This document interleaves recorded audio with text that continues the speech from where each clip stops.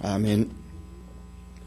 오늘 창세기 23장은 믿음의 조상 아브라함의 동반자로 살았던 사라의 죽음에 대한 이야기입니다. 아브라함과 더불어서 온갖 방랑과 궁핍의 고통을 함께 했고 약속의 후손을 함께 보는 감격을 누렸던 아브라함의 아내 사라의 죽음을 기록합니다. 65살에 저 하란을 떠나서 아브라함과 따라서 가나안 땅에 들어온 지 60년이 지났습니다. 언약의 후손을 낳는 이삭을 낳는 축복을 경험을 했고, 이삭을 낳고 난 다음에 37년 동안 이삭이 자라나는 광경도 보았습니다. 그러나 며느리를 보지는 못했습니다.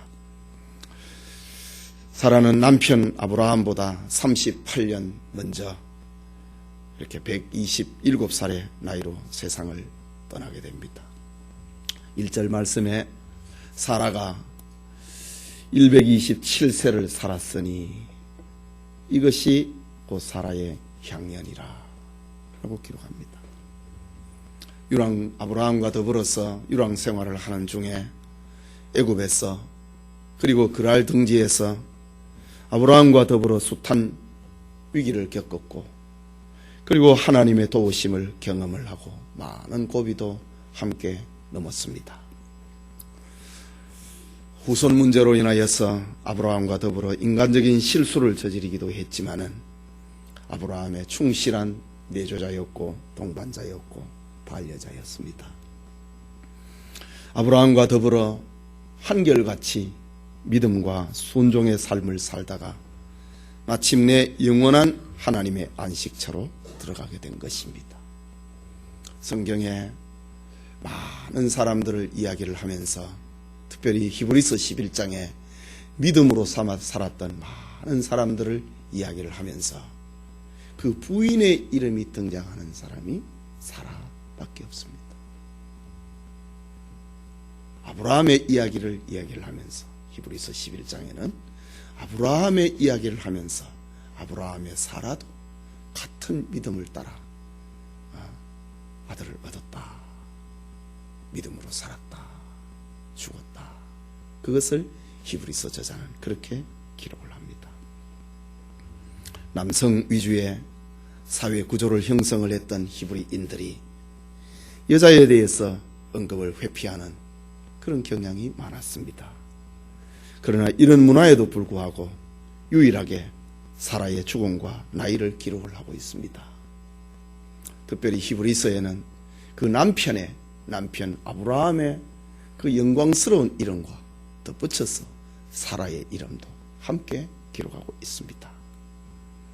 성경에 이렇게 몇몇 빛나는 여인들과 함께 그 자리를 빛내고 있는 여자의 모습입니다. 그러나 그가 죽었습니다.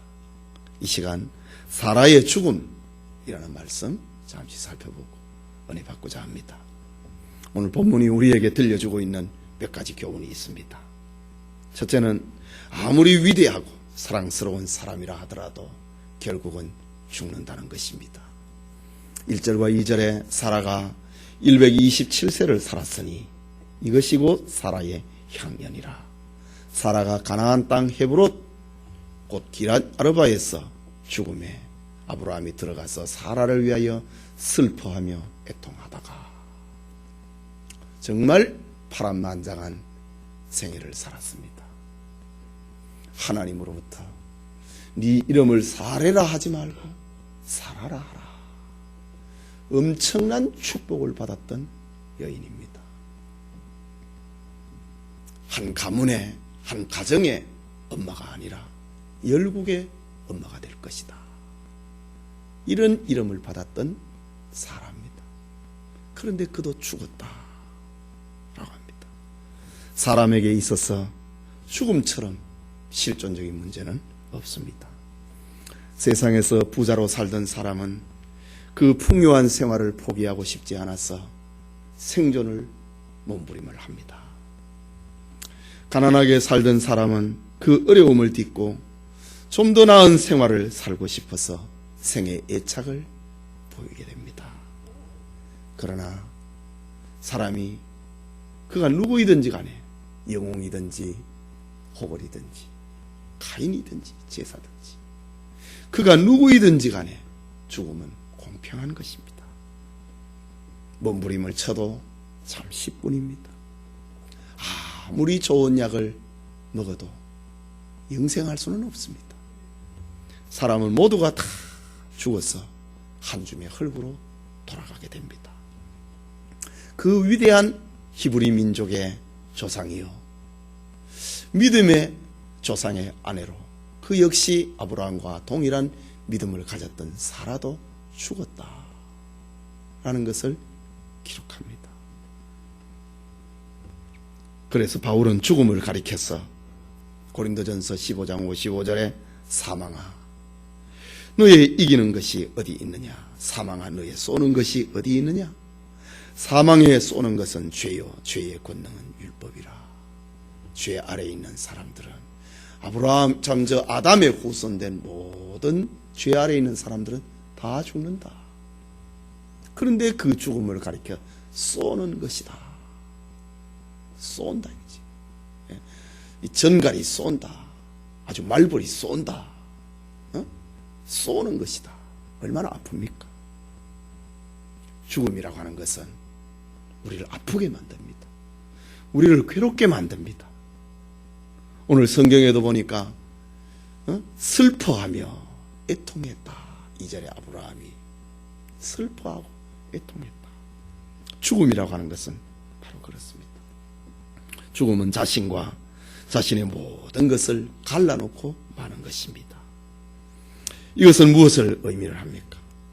바로 모든 육체적인 것들은 세월이 지나면은 다 덧이 없이 한 송이의 꽃과 같이 시들어버리고 만다고 하는 것입니다.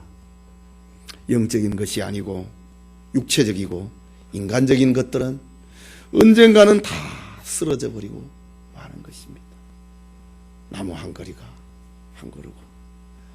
아무리 오랫동안 생존한다 하더라도 언젠가는 그 나무는 말르고 썩고 죽고 마는 것입니다. 그럼에도 불구하고 사람들은 육체적인 안락을 추구를 하고 다음 세상에 없는 것처럼 하면서 살아가고 있으니 얼마나 안타까운 일입니까? 사라도 죽었다. 그 영웅적인 삶을 살았던 사라도 죽었다. 히브리 민족의 조상이 되었던 사라가 죽었다. 우리에게 예수 구원에 가져오는 그 모태가 되었던 사라가 죽었다. 죽는다 라는 것입니다.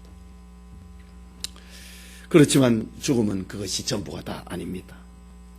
육체적인 죽음은 영원한 삶의 시작입니다. 불신자는 죽음이 그것이 절망입니다. 불신자의 죽음은 기회의 끝입니다.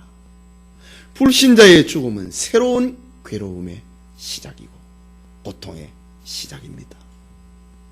그러나 그리스도를 믿는 사람에게 있어서 죽음은 결코 절망이 아닙니다. 새로운 생명을 시작을 하는 것입니다. 오히려 더 영광스러운 세계가 시작이 되는 것입니다. 몇 주 전에 주일날 설교를 하면서 초대교회에 한 예화를 든 것이 생각이 납니다.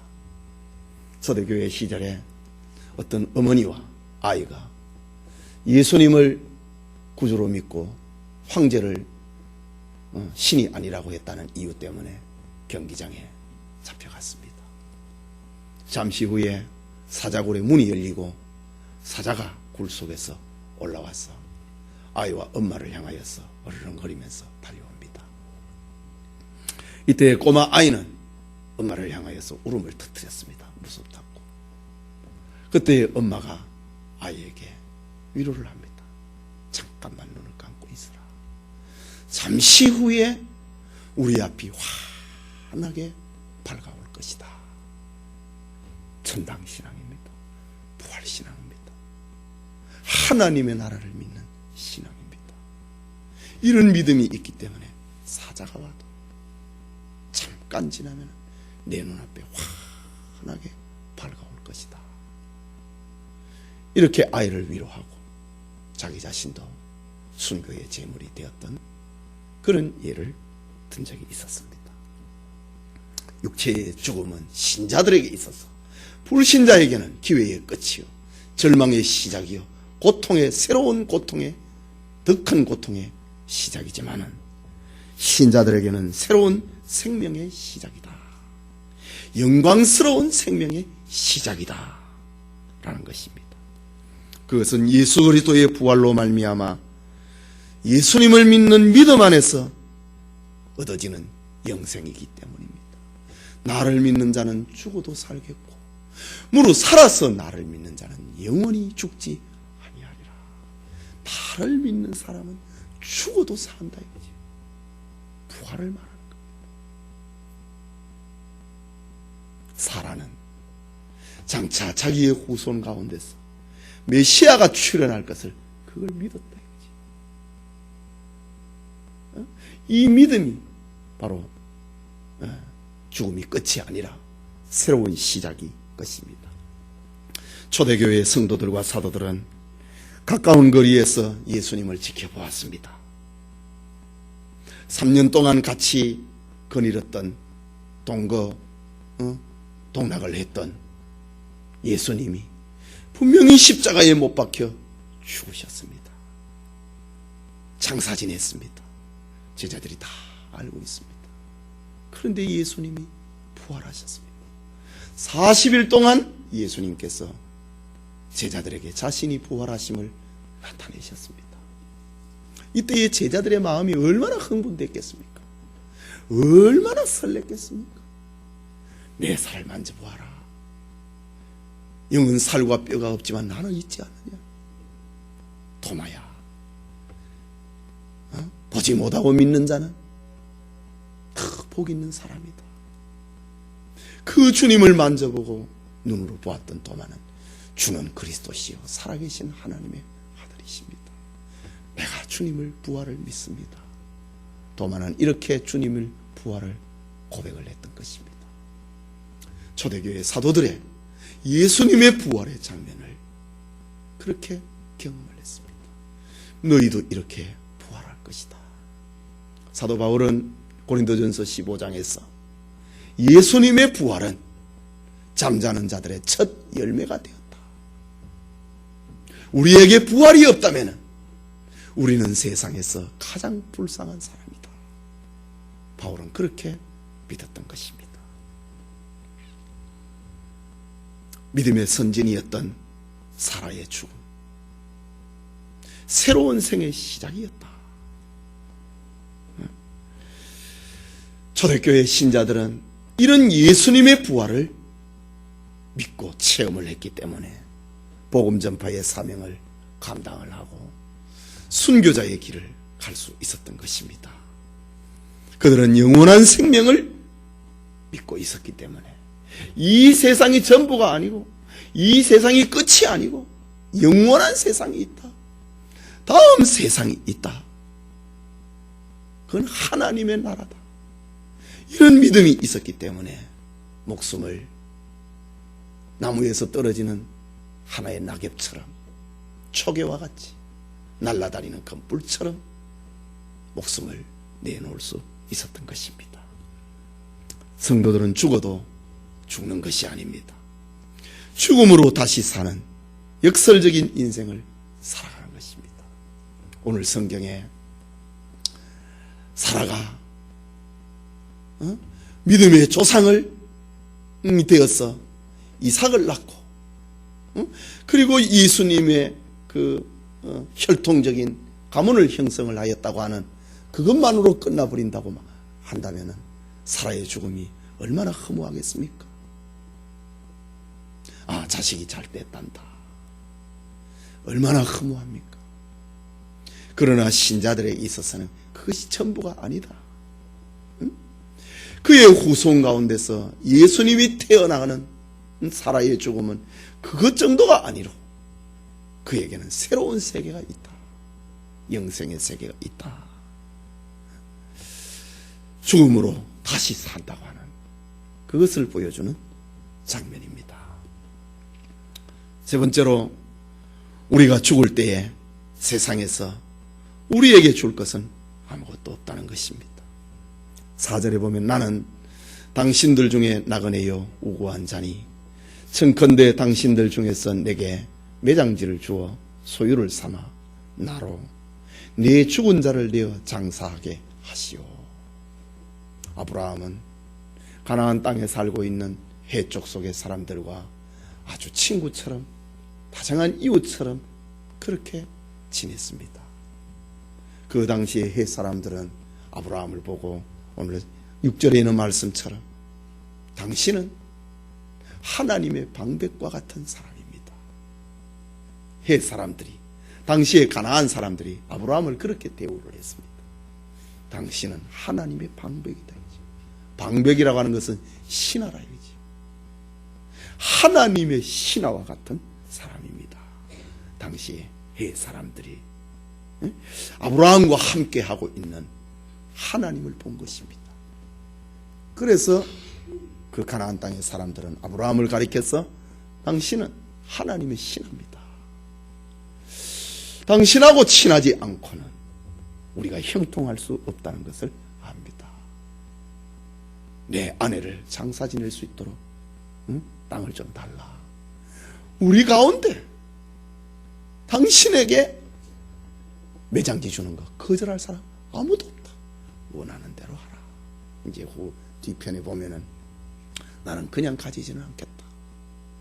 값을 지불을 하고 막벨라구를 사고, 그것이 이제 아브라함 가문의 가족 묘지로 만들게 되는 것입니다. 사람은 죽은 자를 위하여서 아브라함처럼, 아브라함이 자기 아내가 죽었을 때에 죽은 자를 위하여서 양지 마른 묘지를 얻을 수 있습니다. 아브라함은 막벨라 굴을 얻었습니다. 17절에 보면은 마물의 앞 막벨라에 있는 에브론 밭을 바꾸어 그 속의 굴과 그 사방에 둘린 수목을 다 성문에 들어온 해쪽 속 앞에서 아브라함의 소유로 정한지라. 그 후에 아브라함이 그 아내 사라를 가나안 땅 마물의 앞 막벨라 밭 굴에 장사하였더라. 마물에는 곧 헤브론이라. 이와 같이 그 밭과 그 속의 굴을 해쪽 속이 아브라함 소유 매장지로 정하였더라. 돈을 주고 매장지를 샀습니다. 그러나 죽은 자를 위해서 사람이 할 수 있는가? 없습니다. 묘지를 살 수 있고 비싼 관과 좋은 수의를 시신에게 입히고 넣을 수도 있습니다. 그러나 사실 죽은 사람에게 그것은 아무런 의미가 없는 것입니다. 그것은 어쩌면은 산 사람들의 체면을 유지하기 위한 요식행위일지도 모릅니다. 육체적인 삶에 도취되어 살아가는 사람들은 영혼의 영원한 안식보다도 육체의 일시적인 휴식에 더 많은 준비를 하면서 살게 되는 것입니다. 그러나 그것은 죽은 다음에 아무런 도움이 되지를 못하는 것입니다. 열국의 어미라고 하는 이름을 가졌던 사라, 그야말로 열국의 어미가 되었던 사라의 죽음은 오늘 우리에게 그것을 교훈을 해주고 있습니다. 우리가 죽은 자를 위해서 할 수 있는 것이 없다고요. 간혹 장례를 치르다 보면은 이렇게 교회에서 목사님이 오셔가지고 장례를 치러주고 성도들이 와서 같이 기도하고 슬퍼해주고 찬송을 부르고 예배에 동참을 하면은 우리 아버지 우리 엄마 좋은 데 갔다. 사람들은 그렇게 생각하는 경우가 있습니다. 그래서 돌아가시고 난 다음에 상주들이 이렇게 잘 이렇게 장례 잘 치르면 우리 엄마 아버지 좋은 데 갔다 이렇게 생각한다고요. 그러나 그것은 전혀 그렇지 않습니다. 안 믿고 돌아가시면은요, 기독교 장례식을 해도 지옥 갑니다. 예수님을 믿고 돌아가시면은요, 기독교 장례식을 하지 않아도요, 중이 와서 장례식을 해도 천당 갑니다. 예. 엄마는 예수 믿었는데, 아버지는 예수 믿었는데, 아주 현실 문제입니다. 그러나 자식이 여럿된다 이거죠. 장남이 절에 다닌다. 장남이 자기 뜻대로 해버립니다. 또 특히 장남이 또 경제력이 있고요, 사회적 지위가 있으면은요, 딱 주장을 해갖고 자기 식으로 해버립니다. 그러면 우리 엄마 어떻게 되느냐 이거지. 우리 아버지 어떻게 되느냐. 절대로 그분 지옥 안 갑니다. 죽고 난 다음에 사람이 할 수 있는 건 아무것도 없습니다. 사람이 할 수 있는 것은 딱 이 세상에 있을 때에, 생존에 있을 때에 말하고 들을 수 있고 볼 수 있을 때에 할 수 있는 것밖에 없습니다. 예. 그래서 장례식을 당했을 때에 장례식장에 가서 싸움할 필요 없는 겁니다. 형제들 간에 엄마가 예수 믿었다, 아버지 예수 믿었다. 그러나 형제들 간에 두 표로 나눠질 경우가 있습니다. 믿는 사람 있고, 믿는 자식이 있고, 안 믿는 자식이 있고. 이제 믿는 자식이 맞이나 되고, 또 유력하고, 경제력이 있고, 그러면은 믿는 자식이 따라가지고 장례식 합니다. 그러나 안 믿는 자식이요, 딱 가정에 주권을 딱 가지고 있으면은 안노용을 낳습니다. 싸움이 난다고요. 그럴 때 목사가 가서, 교육자가 가서 어떻게 해야 되겠느냐 이거지요. 믿는 가족들을 위로해야 됩니다. 집사님, 걱정하지 마시라고. 내가 장례식 못해도 어머니 천당 갔습니다. 여기에서 안 믿는 사람이 돌아가셨을 때 기독교 장례식 해도 천당 가는 거 아닙니다. 그게 바로 형식이고 외식입니다. 예? 비싼 관을 산다, 좋은 수위를 한다, 그거는요, 자식들의, 상주들의 그 형편에 따라서 되는 겁니다. 예? 그 체면 유지입니다. 일종의. 죽고 난 다음에 사람이 할 수 있는 건 아무것도 없습니다. 그러니까 죽기 전에 전도해야 되고, 남편 전도하고, 아내 전도하고, 자식 전도하고, 부모 전도하고, 그렇게 해야 되는 것입니다. 할 수 있는 게 뭐가 있습니까? 아브라함이 사라를 위하여서 슬퍼했다, 애통했다. 그게 뭐 사라에게 전달이 됩니까? 사라가 죽어갔고요, 자기 남편이 막 울고 있는 거 같이 울어주지 않아요. 사라는요, 딱 죽음과 더불어 천사의 손에 받들려서 아버지 품에 갑니다. 천국 갑니다. 천당에서 보고 막 찔찔찔 울고 있고, 그걸 봐, 아이고 저 왜 울까? 그러면 그게 천당입니까? 천당 아니지요. 모든 인간적인 모든 인간관계, 복잡한 관계, 이해관계 다 초월을 해서 영화의 상태로 들어가게 되는 겁니다. 그건 지금 우는 거는 아브라함이 우는 거예요. 사라는요, 정말 죽기 전에는 조금 이렇게 남편하고 헤어질 때 슬프지요. 왜 이별하는데 왜 안 슬프겠습니까? 부인이 먼저 죽는데요. 또 남편이 먼저 죽는 것도 아니고 부인이 먼저 죽는데 슬프지요. 그렇지만은 딱 죽음과 더불어 사라는 모든 인간적인 얽히고 설켜있는 모든 인간관계를 초월을 해서 영화의 단계로 들어가게 되는 겁니다. 그러나 이 땅에 살아있는 사람은 아직 이 땅에 살고 있다고요. 그러니까 슬퍼하고 애통하고, 자기 아내를 위해서 매장지를 사고, 장례 물품을 사고 구입을 하고 그것밖에 없습니다. 예. 만약에 기독교 장례식을 해야만 천당 가고 장례 절차를 경건하게 잘 해야 천당 간다면은 저 무명용사의 비석 이런 건 어떻게 됩니까? 저 6.25 사변에 태백산에서 골짜기에서 포탄이 맞아서 아무도 돌아보지 못했던 그런 죽음의 임자들은 어떻게 본인들은 어떻게 됩니까? 예. 그리고 이 문명 세계에 이렇게 사니까 장례도 있고 이래 하지요. 요즘 저 텔레비 보잖아요. 저 에볼라 바이러스 일어나고 있는 서아프리카 이런 지역에 죽으면 그냥 묻어봅니다. 이제 화려한 문명 속에서 살고 있으니까 자꾸 장례에 격식이 많고 절차가 많고 그 이제 사람들이 이제 그래 하는 거예요. 자기 신분, 자기 지위, 내가 이런 사회에서 이런 역할을 했다 이거지. 그거를 장례를 통해서 나타내는 겁니다. 그러나 실질적으로는 죽은 자를 위해서 할 수 있는 건 아무것도 없다. 그렇다고 해서 함부로 이렇게 시체를 방치를 하면 그건 자식의 도리가 아니지요.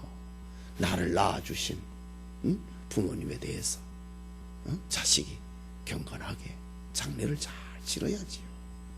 불신자도 그렇게 하는데 신자들은 더 장례를 통하여서 나를 낳아주고 길러주신 부모님에게 예의를 표현해야 되지요. 자, 오늘 성경은 이렇게 사라가 죽었는데 할 수 있는 게 없다 이거죠. 슬퍼했다, 애통했다, 장례 치렀다. 그거밖에 없습니다. 그러나 그것도 사라하고 전달이 안 됩니다. 또 사라는 또 그걸 또 바라지도 않아요. 예? 다 영광스러운 죽음과 더불어 환하게 앞이 밝아오는 그런 세계로 들어갔는데요. 네.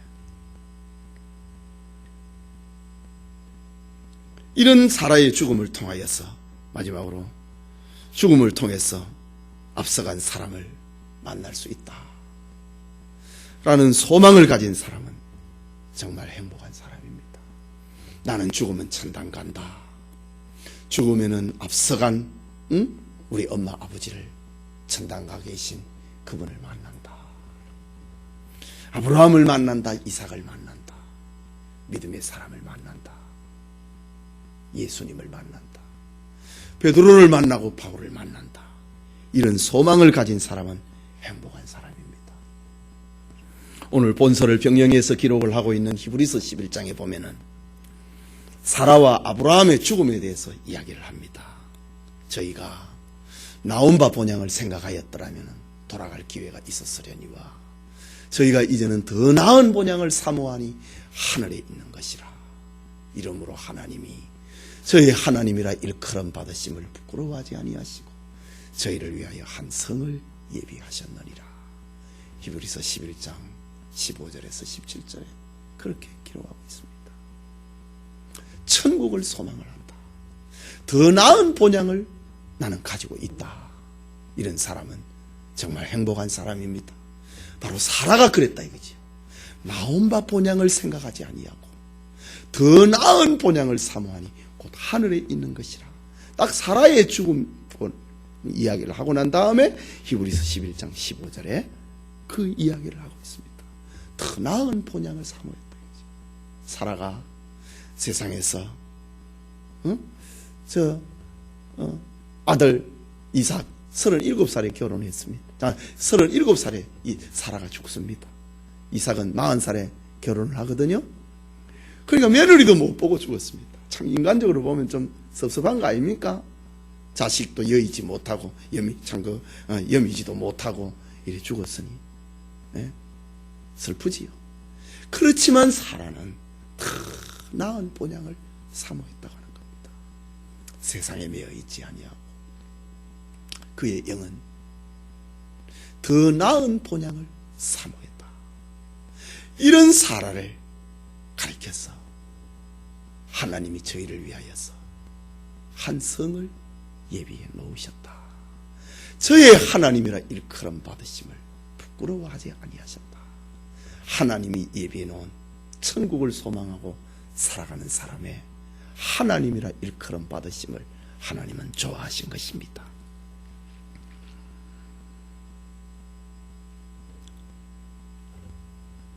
이 밤에 예배드리는 성도님, 하나님은 이 땅에서 사라의 역할이 다 끝나자, 아니 아들 하나밖에 없는 아들 결혼도 못 시켰는데, 그러나 그건 사라 생각이고 하나님 편에서는 사라의 역할 다 끝났다. 하나님은 이 땅에서 사라의 역할이 다 끝났을 때에 그를 영원한 안식의 세계로 불러들였습니다. 이리 오라고 말이지요. 그렇게 독특한 삶을 살았던 사람마저 이 땅에서 떠나가고, 이 땅에는 오직 하나님과 하나님의 뜻만이 남아있는 것입니다. 죽음은 결탄코 끝이 아니고, 그러나 사라에게는 새로운 시작이 되었습니다. 그런데 아브라함이 사라의 죽음에 직면해서 고통스러워하는 모습을 우리는 봅니다. 슬퍼했다, 애통했다. 내 아내를 제대로 된 곳에 내가 장사 지내야지, 나와 더불어 유랑생활을 하고 나그네 인생을 살고 하나님의 언약을 받았고, 그것을 지키려고 넘어지기도 하고, 하나님이 또 일으켜준 함께 겪었던 내 아내를 장사 잘 지내야지. 그래서 햇사람에게 찾아가서 돈을 주고 땅을 좀 달라, 내 아내를 장사 지내야 되겠다. 아브라함의 이런 슬퍼하는 모습을 봅니다. 그러나 그마저도 사라가 불쌍해서 우는 것이 아니고, 홀로 살아야 될 자신의 앞날의 외로움과 이별의 슬픔 때문에 우는 것이 믿음의 사람입니다. 그래서 바울은 데살로니가 후서의 3장에 기록을 하기를, 신자들의 죽음을 가리켜서 믿음 없는 사람처럼 지나치게 슬퍼하지 말라. 정말 믿음 없는 사람은 기회가 끝이고 영원한 절망이고 새로운 고통의 시작이니 울어야 됩니다. 자식들이 울어야 되고, 친구가 울어야 되고, 남편이 울어야 되고, 아내가 울어야 됩니다. 정말 통곡을 하고 울어야 됩니다.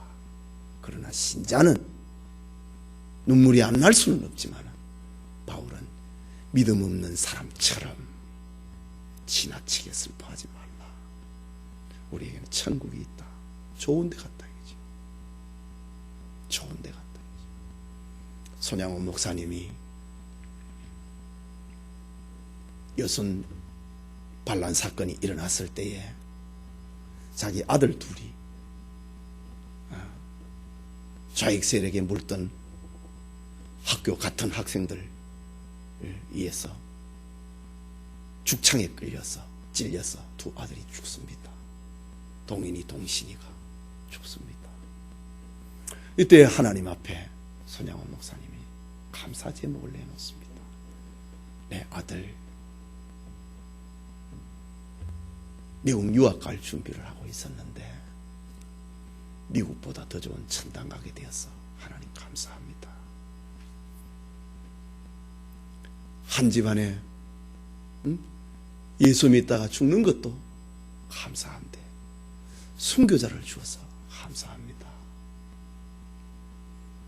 우리 집안에 내 자식에 순교자가 한 사람도 아니고 두 사람을 주어서 감사합니다. 정말 이건 믿음이 없이는 못하는 겁니다. 예, 저 여수의 예양원에 가면은 손양원 목사님의 장례식 끝나고 하나님 앞에 감사 헌금 봉투가 손양원 목사님 친필이 글이 써져 있는 게 그 유리 진열장 속에 그게 쭉 있다고. 감사 제목입니다. 아브라함도 자기 아내가 죽었을 때 하나님 앞에 감사한다. 우리도 살아가면서 아브라함과 같이 이별을 겪는 그런 슬픔도 있습니다. 부모의 죽음 때문에 자식이, 남편의 죽음 때문에 아내가, 아내의 죽음 때문에 남편이, 친구의 죽음 때문에 슬퍼하는 일이 있습니다.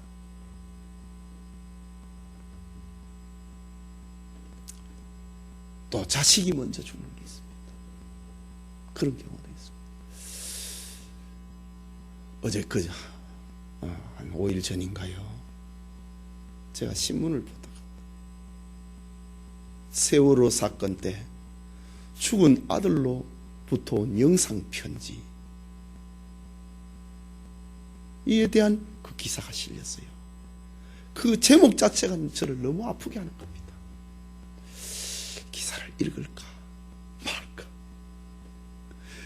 카톡에 아이가 죽으면서 아버지한테 아빠 사랑합니다, 그런 문장이 있는 거예요.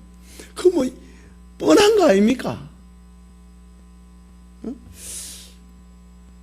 그런데 이 영상편지입니다.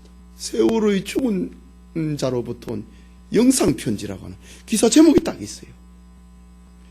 제가 그 제목만 봐도 제 가슴이 막 뭉클한 거예요. 우리 아이들을 생각을 해봅니다. 죽어가면서 아버지 사랑합니다, 아버지 속썩였던 거 미안합니다, 이러고 죽어버렸단 말이에요.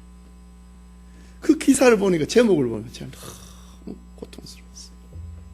기사를 읽을까 말까 하다가 읽어봤습니다. 그런데 그 기사가 다름이 아니라 참 훈훈한 이야기를 담고 있는 거예요. 세월의 사건이 벌써 지난 4월 아니었습니까? 8개월이 이렇게 지났는데, 그런데 이제 그 어떤 학생 하나가 핸드폰을 이렇게 새로 가입을 했는데, 근데 이제 그 세월호에서 죽은 아이의 번호를 받은 거예요. 그럴 수 있잖아요. 그 이제 번호를 받으니까 이제 카톡에 이제 번호가 같으니까 그게 이제 기사가 뜬 거예요.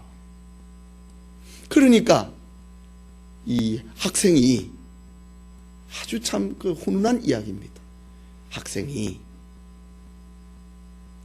정말 죽은 아이의 아버지한테 카톡 문자를 쓴 거예요, 자기가. 그 문장이 길어요.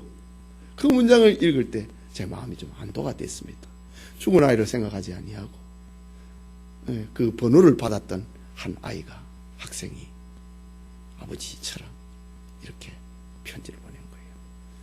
그 아이가 대신해서 아버지 사랑합니다, 그 아이가 대신해서 아버지한테 문자를 보낸 거예요. 그 이제 서로 만나고 싶어 하는데, 그러나 그거는 안 만나는 게 낫겠다, 이런 기사의 내용이었습니다. 참 죽음이라고 하는 것은 참 슬픈 것입니다. 그래서 옛말에 부모가 죽으면은 땅에 묻고 자식이 죽으면 가슴에 묻는다고 하는 말이 있지 않습니까? 지금까지 동반자적인 삶을 살았던 사라가 죽었습니다. 홀로 살아가야 될 외로움 때문에 아브라함이 슬펐지요, 울었지요. 정말 자기 가슴에 아내를 묻었습니다. 우리도 살아가면서 여러 가지 슬픈 일을 만나게 됩니다. 그러나 우리 신자들에게는 죽음은 끝이 아니다. 신자들에게 죽음은 새로운 시작이다. 잠깐 지나면은 우리의 눈앞에 환하게 밝아오는 천국이 있다. 우리 집사님, 권사님들, 여러분 죽음을 그렇게 맞이하십시오. 막 찡찡찡찡거리고 말입니다. 그래 하시지 말고, 참 저는 그 초대교회 그 한 토막의 이야기를 듣고, 야, 바로 이런 거다. 딱 죽으면 내 눈앞에 환하게 밝아오겠지. 권사님도 그래 죽음 준비하십시오. 우법자 권사님, 왜 죽음 얘기하니까 싫습니까? 잠깐 우리 눈 감고 눈 뜨면 환한 천국이 밝아온다. 우리 신자들에게는 이게 있으니까 얼마나 즐겁습니까? 얼마나 기쁩니까? 그래야 여기에 대한 그렇게 많은 미련을 안 둬도 되는 겁니다. 그래서 바울은 나는 정말 천당 가고 싶다. 그러나 교인들을 생각을 할 때에 어린 교인들, 빌립보 교인들을 생각을 할 때 내가 좀 더 있는 게 낫겠다. 그래서 바울은 나는 천국과 너희 사이에서 나는 중간에 끼어 있다고 바울은 그런 표현을 했습니다. 바울은 많은 은혜를 체험을 했잖아요. 천국을 가보았잖아요, 바울은. 그러니까 이런 믿음이 있는 거예요. 나 빨리 떠나가고 천당 가고 싶지만은 그러나 교인들을 생각을 하니까 내가 좀 더 있어야 되겠다 이거지. 그래서 나는 둘 사이에 끼어 있다고 바울은 빌립보서에서 그렇게 고백을 합니다. 네, 우리 신자들은 영광스러운 천국과 부활의 아침이 있다. 그래서 슬픔 가운데서도 믿음과 소망을 잃지 말아야 된다 라는 것입니다. 성도의 죽음은 피곤한 우리를 부르시는 하나님의 자비로운 초청인 것입니다. 믿음과 소망을 가지고 이런 믿음과 소망이 우리의 죽음에 대한 양식이 되고 길이 되는 그런 축복이 있기를 소원합니다.